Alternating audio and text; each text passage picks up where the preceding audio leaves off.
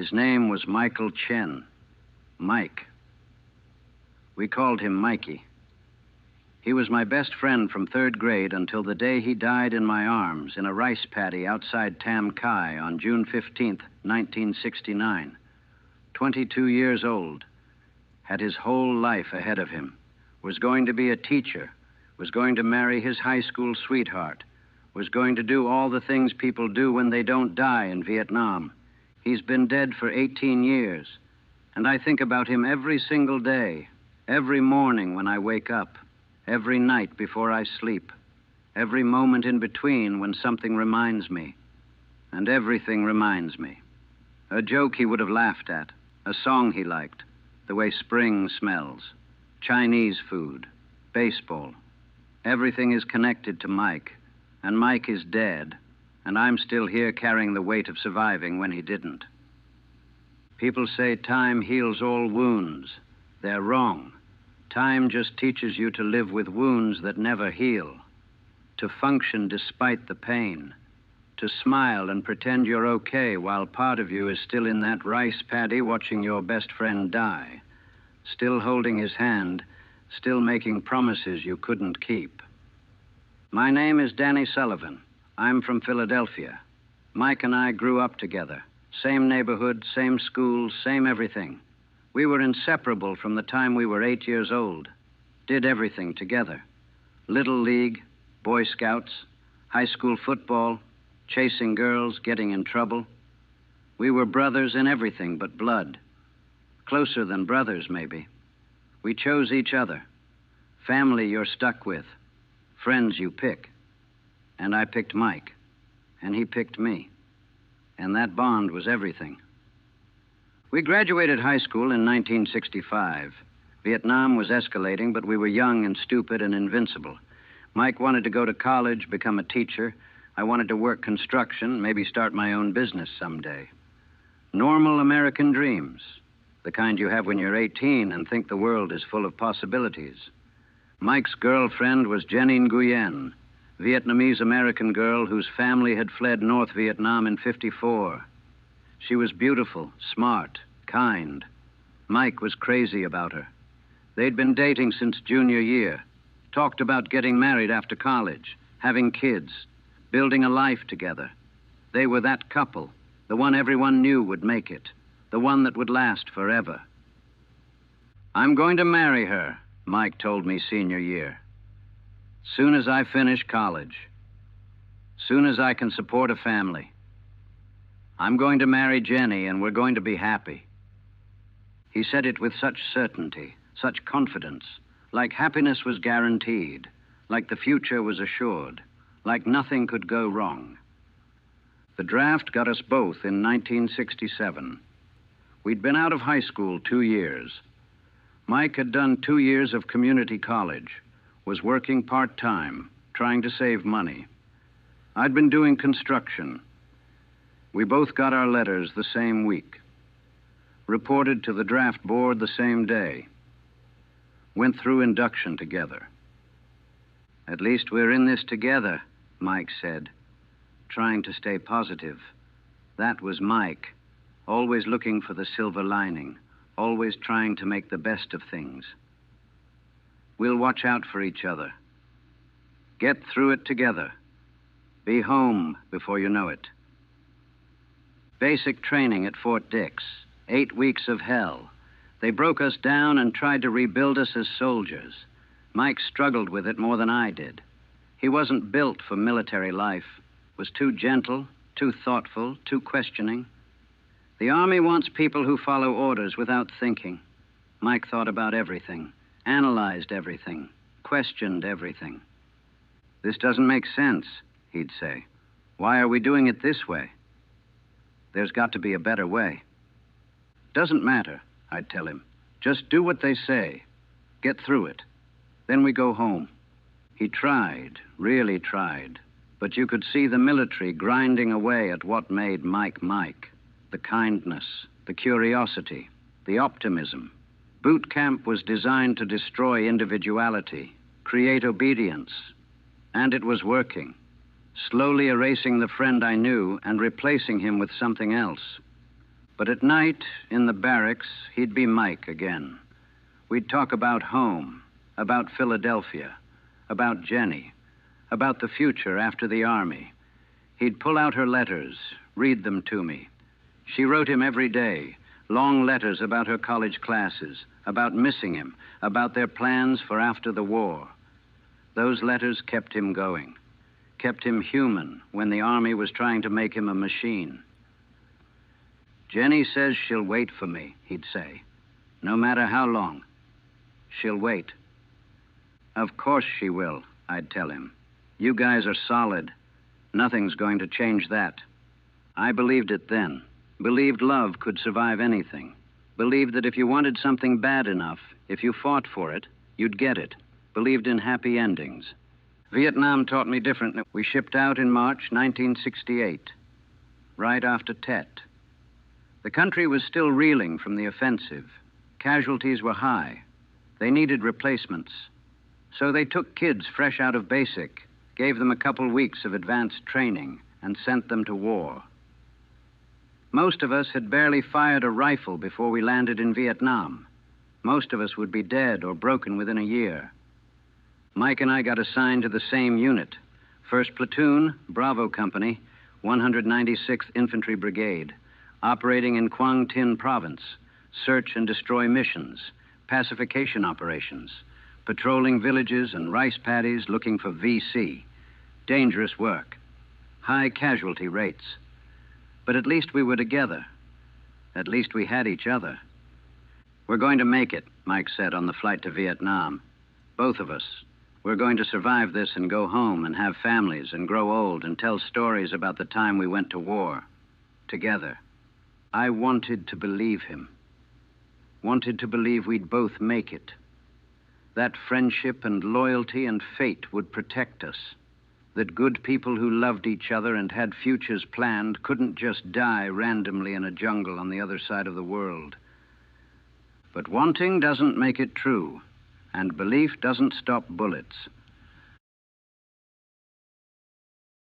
We got to Vietnam in March 1968.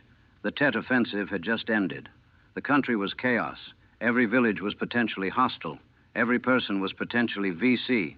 Every patrol was potentially an ambush. We were replacements in a unit that had taken heavy casualties. The veterans looked at us with pity. They knew. We didn't. But we'd learn. Mike and I stuck together. Slept in the same hooch, walked the same patrols, watched each other's backs. The platoon leader tried to split us up, said we were too close. It was a liability.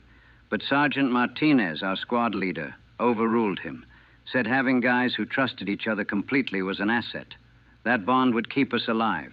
He was wrong. But we didn't know that yet. The first few months were surreal. The heat was oppressive, the humidity suffocating, the insects everywhere, the fear constant. We'd patrol through villages where everyone smiled and bowed, but you knew some of them were VC. We'd search hooches for weapons while women cried and children stared. We'd walk through rice paddies waiting for the crack of sniper fire or the explosion of a mine. Mike struggled with it. The moral ambiguity, the impossibility of distinguishing enemy from civilian.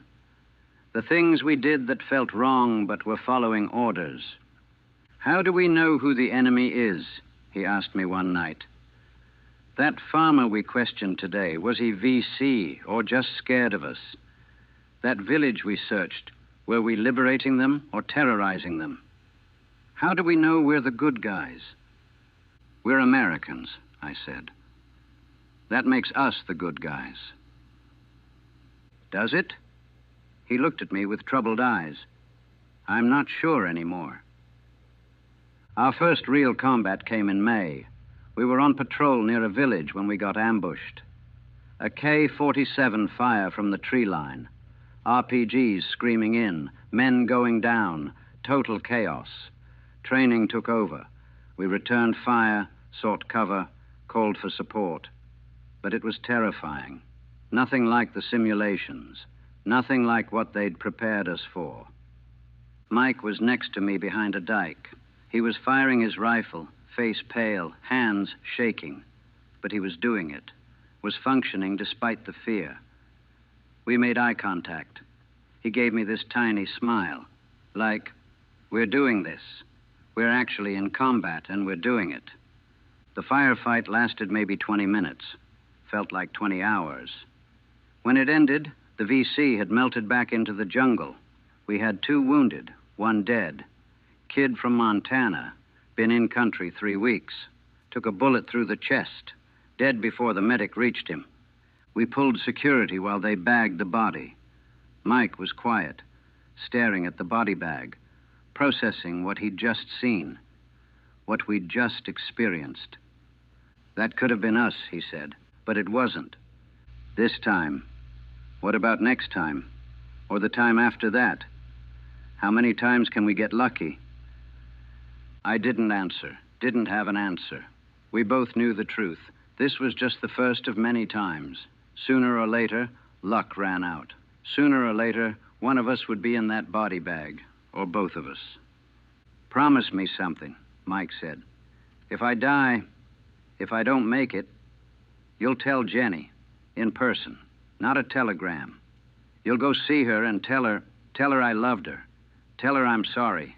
Tell her to be happy, to find someone else, to not waste her life grieving me. You're not going to die. Promise me anyway. I'm Mike Dash Dash. Danny, promise me, please. I promised. What else could I do? He was my best friend, and he was scared, and he needed the promise. Needed to know that if he died, someone would take care of the things he cared about. Someone would make sure Jenny knew. Someone would honor his memory. I promise, I said. But you're going to be fine. We both are. We're going to make it home. I believed it when I said it. Had to believe it, because the alternative was unthinkable. The weeks blurred together. Patrols, firefights, casualties. We lost men regularly, guys we'd trained with, eaten with, slept next to. 1 week they'd be there, next week they'd be gone, dead or wounded or broken, and replacements would come. And the cycle would continue. Mike changed, slowly. The optimism faded. The kindness hardened. The questioning stopped. He became quieter, more withdrawn, still did his job, still was reliable. But something in him was dying. The war was killing him even though he hadn't been hit yet. Jenny's letters kept coming, every week, sometimes more. She'd write about college, about her family, about waiting for him, about their future. Mike would read them, but with less enthusiasm, less hope, like he was slowly accepting that the future she described wasn't going to happen. Do you think she'll really wait? He asked me one night in June. Do you think she'll still love me after this? After what I've become? Of course, she loves you. That doesn't change. I've changed, though. I've killed people, Danny. I've done things. I'm not the person she fell in love with anymore. How can she love someone who doesn't exist? You're still Mike. Still the same guy. Am I? He looked at me. I don't feel like the same guy. I feel like someone else wearing Mike's skin. And I don't know if Mike is still in here somewhere or if he's already dead and I just haven't stopped moving yet. I didn't know what to say. Didn't know how to help him. Didn't know how to pull him back from the edge he was sliding toward. So I said nothing. Just sat with him. Tried to be present. Tried to be the friend he needed. In early June, we were on patrol near Tam Kai.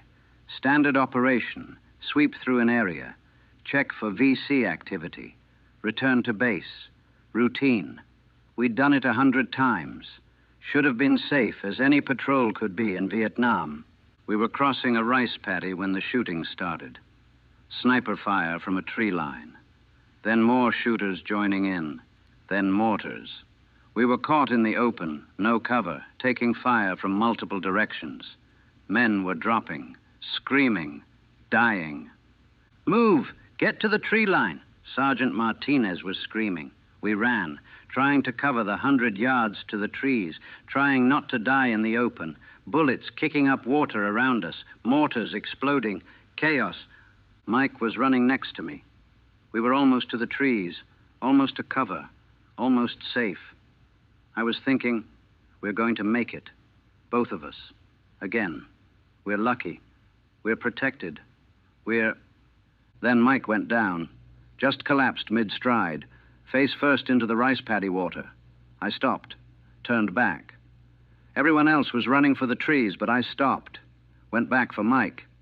He was in the water, face down. I grabbed him, rolled him over. His chest was red, blood spreading through his uniform. He'd been shot, center mass, maybe twice. I couldn't tell. Mike, stay with me. I dragged him toward the tree line. Bullets everywhere, mortars landing, men dying. But all I cared about was getting Mike to cover, getting him to safety, getting him help. Made it to the trees, laid him down, screamed for the medic. Mike was conscious, coughing blood. His eyes found mine. "Danny," he whispered. "Danny, I'm hit bad." "You're okay. You're okay. Medic's coming. You're going to be fine." But he wasn't fine. I could see it. The blood. The color draining from his face. The way his breathing sounded wrong. Wet. Labored. Like his lungs were filling with blood. The medic arrived. Started working on him. Pressure bandages. 4. Morphine. But there was too much blood. Too much damage. The bullets had hit lungs, heart, major vessels. He was dying, and we all knew it, but nobody would say it. "Danny." Mike grabbed my hand. His grip was weak. "Danny, remember your promise. You're going to be fine. You're going to tell Jenny yourself." "No." He coughed. More blood. "No, I'm not. Tell her. Tell her I loved her. Tell her I'm sorry. Tell her to be happy." "Mike, no, you can't." "Tell her." His eyes were starting to glaze. "Promise." "I promise. I promise, Mike. But you're not dying. You can't die. You're my best friend. You can't leave me here." He smiled. Weak but real. "Take care of yourself, Danny. Go home. Live for both of us." Then his eyes went distant. His hand went slack. And he was gone. Just gone. 1 second he was there.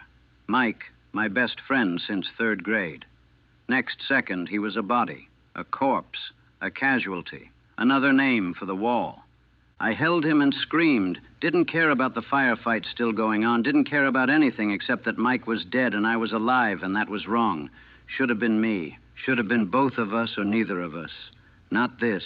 Not him dying while I lived. Not my best friend bleeding out in my arms while I couldn't do anything to save him. The firefight ended eventually. We took casualties, killed some VC, secured the area. Routine. Except Mike was dead, and nothing felt routine anymore.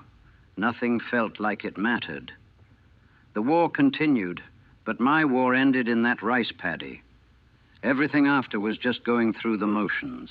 They bagged Mike's body, put it on a helicopter, sent it to Graves registration, standard procedure. He'd be embalmed, shipped home, buried with military honors. His family would get a telegram, a flag, condolences from a country that had sent him to die in a war nobody understood anymore. I had to write a statement for the after-action report. PFC Michael Chen was killed by enemy fire while conducting patrol operations near Tam Kai on the 15th of June, 1969. He died instantly. He did not suffer. Lies. Every word except the date and location. He didn't die instantly. It took at least 5 minutes. He did suffer. I saw it in his eyes, heard it in his breathing. But that's what we wrote. That's what we told families. Made it easier. Made their son's death seem quick and painless and meaningful. All lies. I finished my tour on autopilot. 8 more months in Vietnam without Mike. 8 months of patrols and firefights and watching other guys die. 8 months of not caring if I lived or died. 8 months of taking stupid risks because part of me wanted to join Mike, wanted to end it, wanted to stop carrying the weight of surviving when he didn't. I didn't die. Got wounded twice, shrapnel in the leg in August, minor bullet wound in the shoulder in November. Nothing serious. Nothing that let me go home early. Just enough to add scars to match the internal wounds. The guys in my platoon said I was charmed, said I couldn't be killed, said I was the luckiest guy in the unit. They didn't understand. Luck would have been dying with Mike. Luck would have been not having to come home alone, not having to keep the promise I'd made, not having to live with his ghost. I rotated home in March 1969.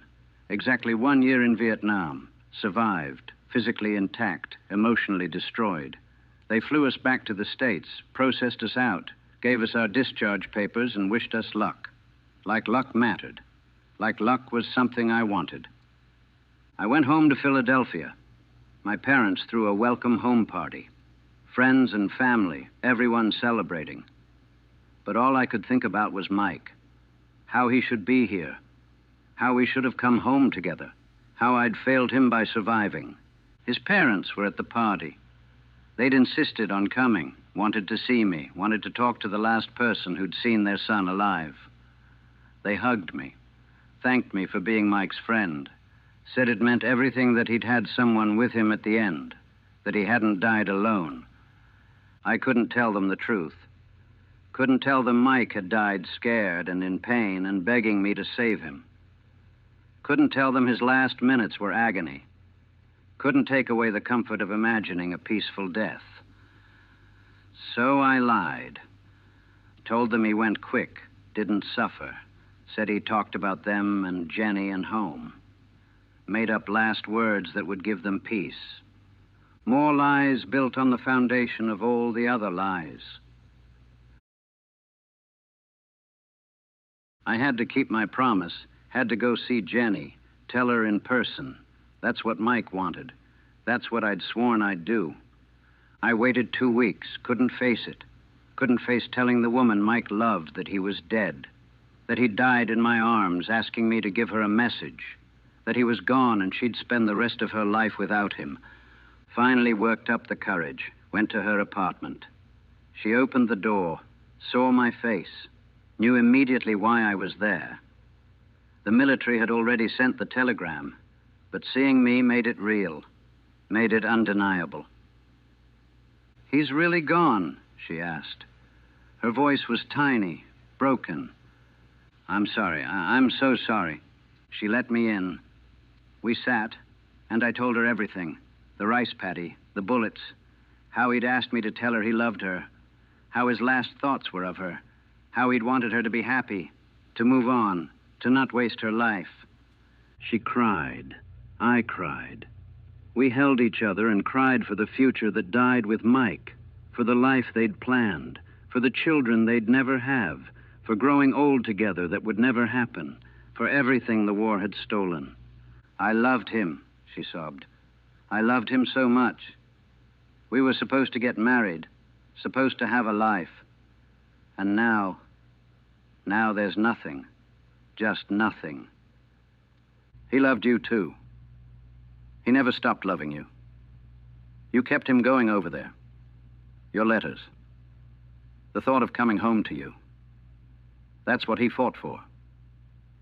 But he didn't come home. She looked at me with devastated eyes.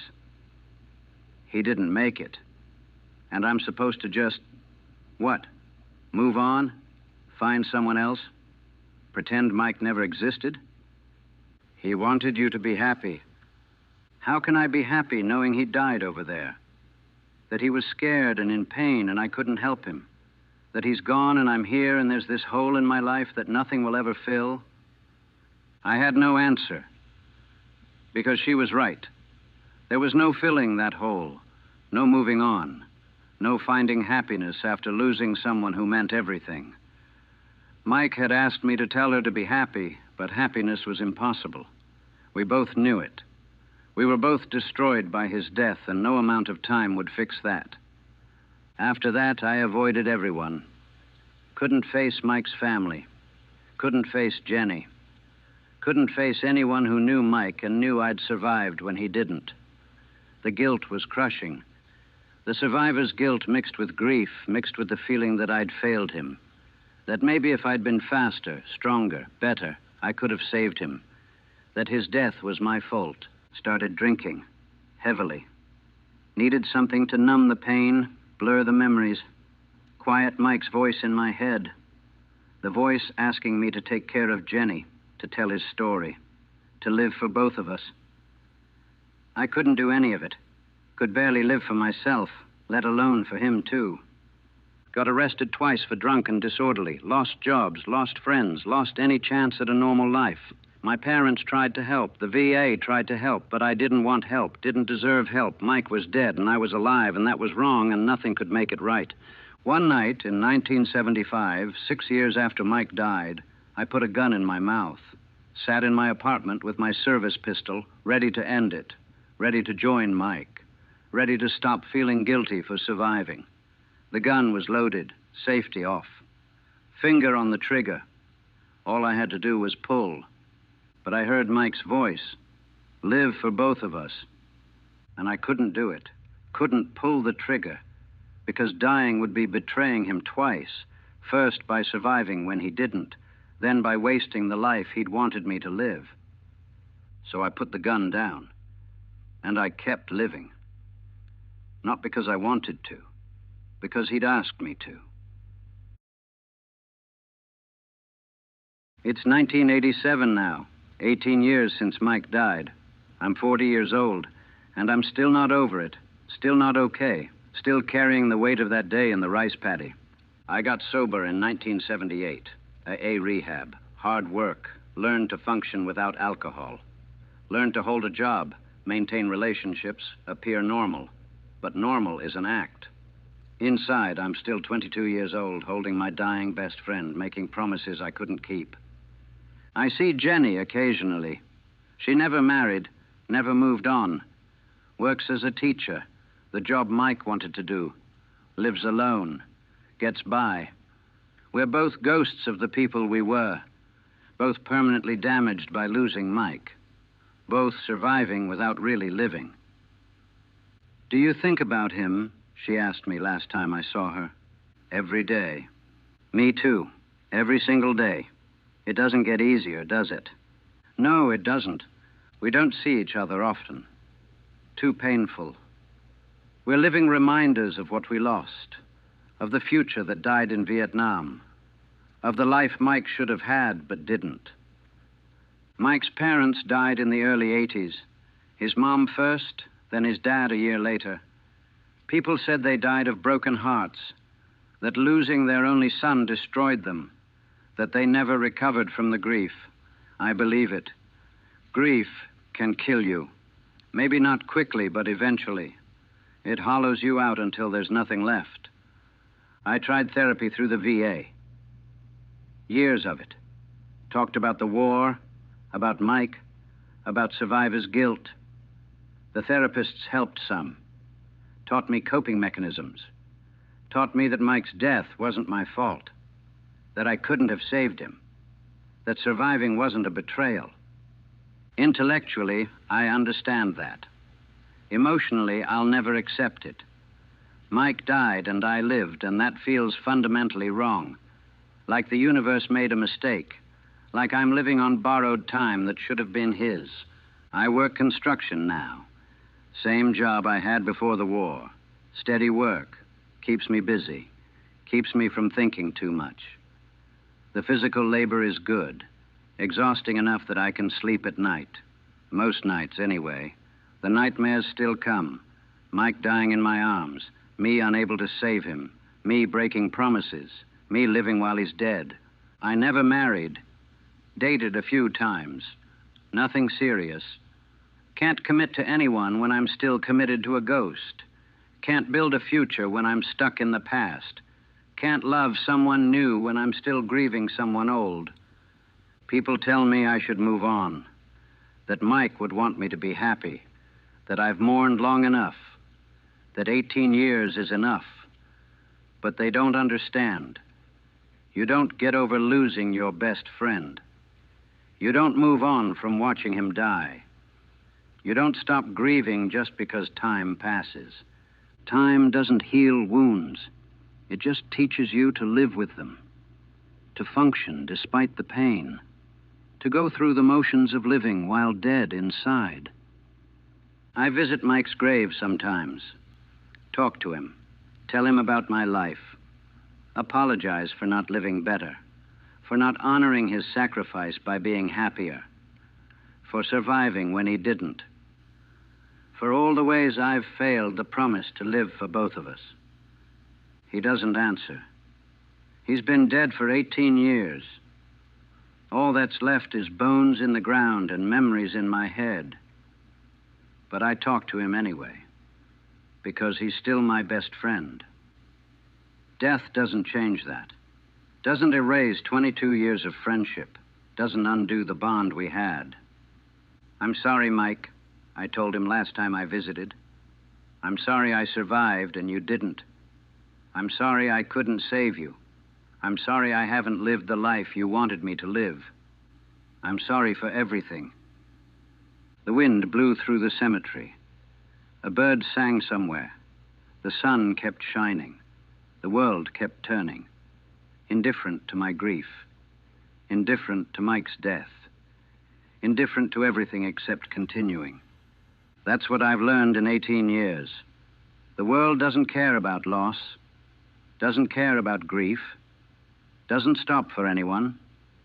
You either keep moving or you get left behind. So I keep moving, keep surviving, keep living for Mike since he can't live for himself. But it's not living, not really, it's existing. It's going through motions. It's waiting for death to finally reunite me with my best friend. It's counting down days until I can stop carrying this weight. His name was Michael Chen. Mike, Mikey. He was my best friend from third grade until June 15th, 1969. 22 years old when he died, had his whole life ahead of him, was going to be a teacher, was going to marry Jenny, was going to be happy. Instead, he died in a rice paddy in Vietnam. Died scared and in pain. Died asking me to take care of things he'd never be able to take care of himself. Died while I survived. Died and took part of me with him. I'm 40 years old. Mike has been dead for 18 years, half my life since then. And he's still more present than any living person. Still more real than any new experience. Still the most important relationship I have, even though he's dead and I'm alive and we're separated by dimensions I don't understand. People say death ends a relationship. They're wrong. Death changes a relationship but doesn't end it. Mike is still my best friend, still the person I talk to when I need advice, still the person whose opinion matters most, still the person I'm trying to make proud even though he's not here to see it. I carry him everywhere, in my memories, in my grief, in the promises I made and can't quite keep, in the guilt of surviving, in the love that doesn't die just because he did. He's with me every day, every moment, every breath. And I'll carry him until I die, until I finally join him, until death reunites us and I can finally tell him face to face, I tried, Mike. I tried to live for both of us. I tried to honor your memory. I tried to keep my promises. I failed more than I succeeded, but I tried. And maybe that will be enough. Maybe he'll understand. Maybe he'll forgive me for surviving when he didn't, for living poorly when he died young, for all the ways I've failed him since that day in the rice paddy. Or maybe not. Maybe I'll spend eternity carrying this guilt, this grief, this love that has nowhere to go except inward, eating me alive from the inside out. Either way, I'll keep carrying him, keep remembering him, keep loving him, because that's what you do for your best friend. Death doesn't change that. His name was Michael Chen. He was my best friend, and I miss him every single day. Every single day,